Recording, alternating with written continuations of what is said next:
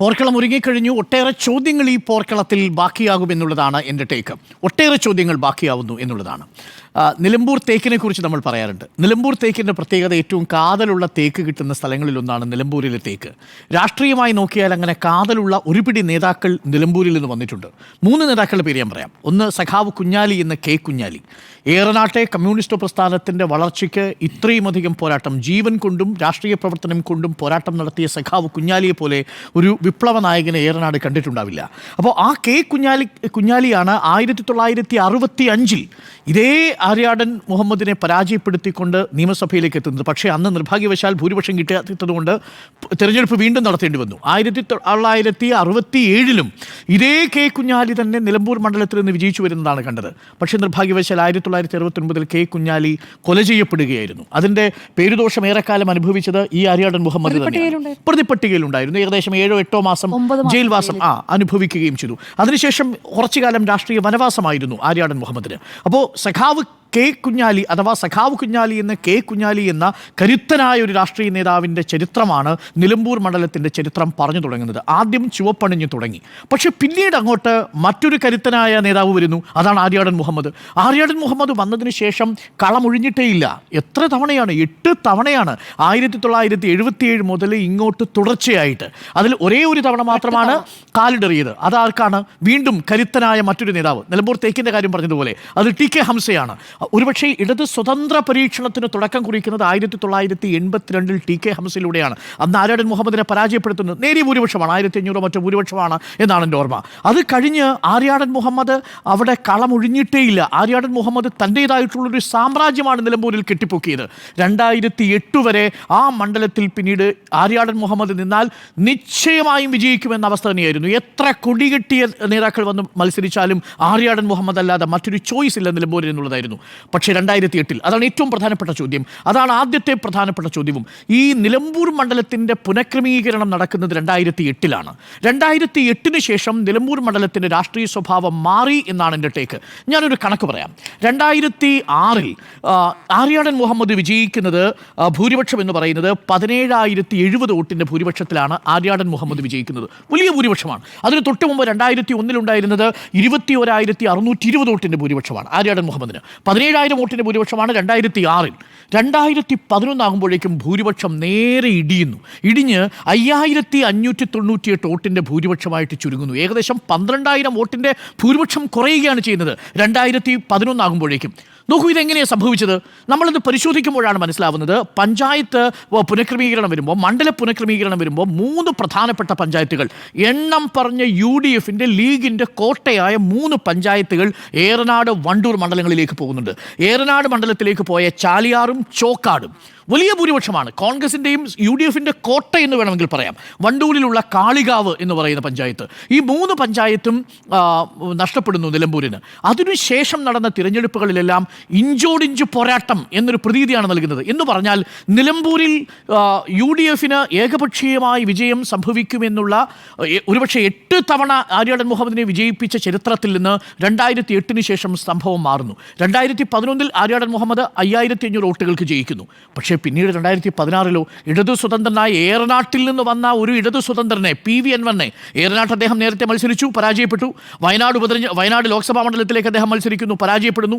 പക്ഷേ CPM PV അൻവറിനെ കൊണ്ടുവരുമ്പോൾ 40-42% വോട്ട് നിലമ്പൂർ മണ്ഡലത്തിലുള്ള CPMന് PV അൻവറിനെ വിജയിപ്പിക്കുന്നു. PV അൻവറിനെ ആദ്യം ആ സ്ഥലത്ത് കൊണ്ടുവരുന്ന സമയത്ത് പല വിമർശനങ്ങളും ഉണ്ടായിരുന്നു. പക്ഷേ കോടിയേരി ബാലകൃഷ്ണൻ്റെ ഒരൊറ്റ താല്പര്യം, മീൻസ് സംസ്ഥാന നേതൃത്വത്തിൻ്റെ താല്പര്യത്തിലാണ് PV അൻവറിനെ അവിടെ മത്സരിപ്പിക്കുന്നത്.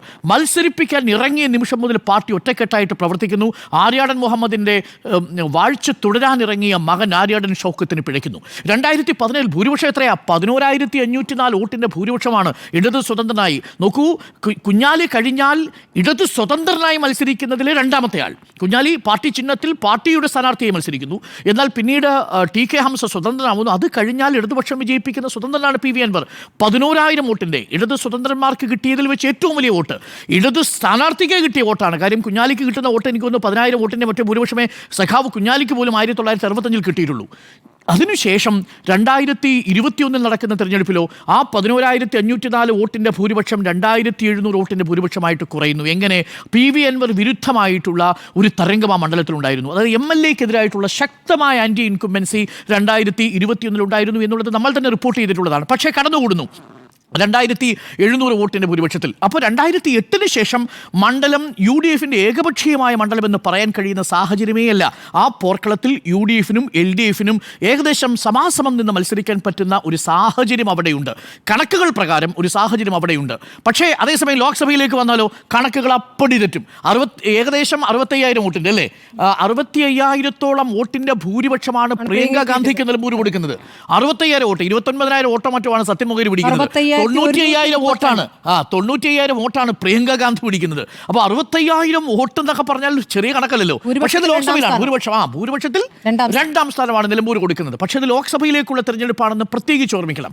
പക്ഷേ കടലാസിൽ ഇപ്പോഴും കണക്കുകളിൽ പഞ്ചായത്തുകൾ നമ്മൾ നോക്കിക്കഴിഞ്ഞാൽ ആകെയുള്ള 7 പഞ്ചായത്തുകളിൽ 5 പഞ്ചായത്തും UDF-നോടൊപ്പമാണ്. ചുങ്കത്തറ 20 വാർഡുകളിൽ 10 UDF-നോടൊപ്പമാണ്. എടക്കരയിൽ 16-ൽ 9 UDF-നോടൊപ്പമാണ്. കരുളായിൽ 15-ൽ 8 UDF-നോടൊപ്പമാണ്. മൂത്തേടത്ത് 15-ൽ 12 UDF-നോടൊപ്പമാണ്. വഴിക്കടവിൽ 23-ൽ 13 UDF-നോടൊപ്പമാണ്. ആകെ LDF-നുള്ളത് 2 പഞ്ചായത്ത് മുനിസിപ്പാലിറ്റിയാണ്. അത് ഏതൊക്കെയാണ് പഞ്ചായത്ത്? ഒന്ന് അമരമ്പലവും മറ്റൊന്ന് പോത്തുകല്ലുമാണ്. പിന്നുള്ളത് നിലമ്പൂർ മുനിസിപ്പാലിറ്റിയിൽ വ്യക്തമായ ലീഡുണ്ട്. 33-ൽ 23 ഇടങ്ങളിലും നിലവിൽ ഉള്ളത് LDF-ആണ്. അപ്പോൾ 3 തദ്ദേശ സ്ഥാപനങ്ങളിൽ മാത്രമാണ് LDF-ന് ലീഡുള്ളത്. ബാക്കിയുള്ള 5 ഇടങ്ങളിലും UDF-ന് ലീഡുണ്ട്. പക്ഷേ അവിടെ തന്നെ മൂത്തേടത്ത് ടൈറ്റാണ്. മൂത്തേടത്ത് UDF-ന് വലിയ സ്വാധീനമാണ്. 15-ൽ 12 കൊണ്ട് ഇരിക്കുന്നത് UDF-ആണ്. അതൊഴിച്ചു നിർത്തിയാൽ വഴിക്കടവ്, കരുളായി ഈ 2 മണ്ഡലങ്ങളിൽ UDF-നും LDF-നും ഒരു സമാസമം എന്ന് നമുക്ക് പറയാം. അമരമ്പലത്തും പോത്തുകല്ലിലും LDF-ന് വലിയ സ്വാധീനമുള്ള മേഖലകളാണ്. പക്ഷേ ഞാൻ പറയുന്നത് ഇപ്പോഴും കടലാസിൻ്റെ കണക്കിൽ, തദ്ദേശ തെരഞ്ഞെടുപ്പിൻ്റെ കണക്കിൽ ഇപ്പോഴും മുൻപിൽ നിൽക്കുന്നത് UDF-ആണ്.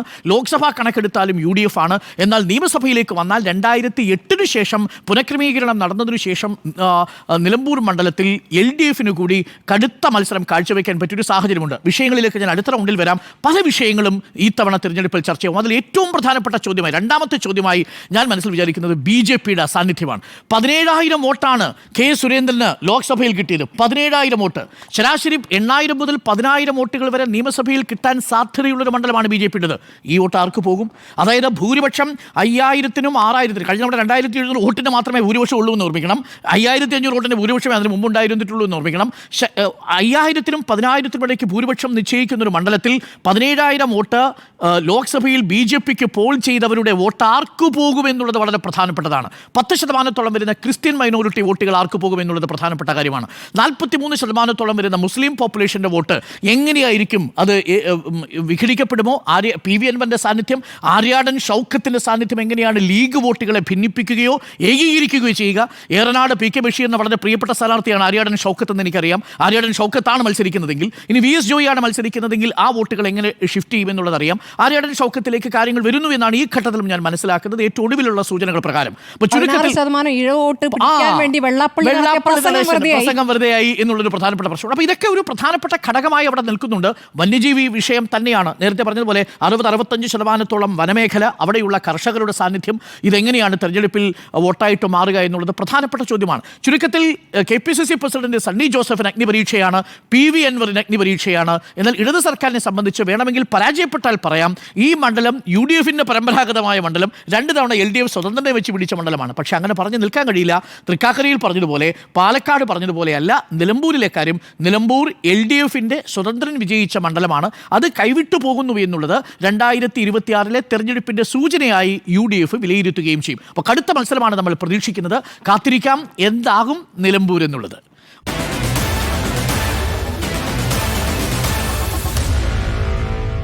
Meet the editors.